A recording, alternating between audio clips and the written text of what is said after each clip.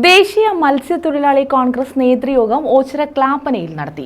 Alappad fisheries ഓഫീസുകൾ എല്ലാ ദിവസവും പ്രവർത്തന സജ്ജമാക്കണമെന്ന് യോഗം ആവശ്യപ്പെട്ടു. ദേശീയ മത്സ്യത്തൊഴിലാളി കോൺഗ്രസ് നേതൃയോഗം ക്ലാപ്പനയിൽ നടത്തി. മത്സ്യത്തൊഴിലാളി കോൺഗ്രസ് ബ്ലോക്ക് കമ്മിറ്റി പ്രസിഡന്റായി ഗിരീഷ് പുത്തൻപറമ്പിലിനെ തെരഞ്ഞെടുത്തു. പ്രവർത്തക യോഗം മത്സ്യത്തൊഴിലാളി കോൺഗ്രസ് സംസ്ഥാന പ്രസിഡന്റ് ജി ലീലാകൃഷ്ണൻ ഉദ്ഘാടനം ചെയ്തു. അവരെ നമ്മൾ യഥാർത്ഥത്തിൽ എവിടെയും അഡ്രസ് ചെയ്യുകയോ ചേർത്ത് പിടിക്കുകയോ ചെയ്യുന്നില്ല.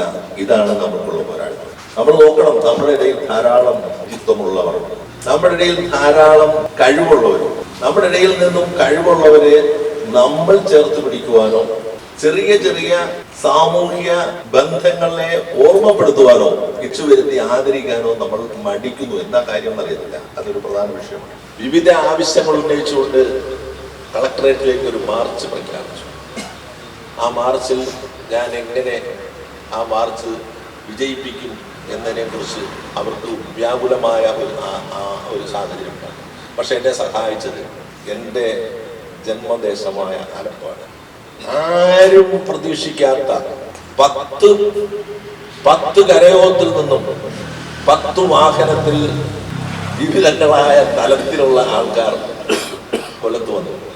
ആലപ്പാട് ഫിഷറീസ് ഓഫീസുകൾ എല്ലാ ദിവസവും പ്രവർത്തന സജ്ജമാക്കണമെന്നും യോഗം ആവശ്യപ്പെട്ടു. ജില്ലാ പ്രസിഡന്റ് SF യേശുദാസൻ അധ്യക്ഷത വഹിച്ചു. രാജപ്രിയൻ, AC ജോസ്, കൃഷ്ണദാസ്, ഷിബു പഴനിക്കുട്ടി തുടങ്ങിയവർ പങ്കെടുത്തു. News bureau, Ochira.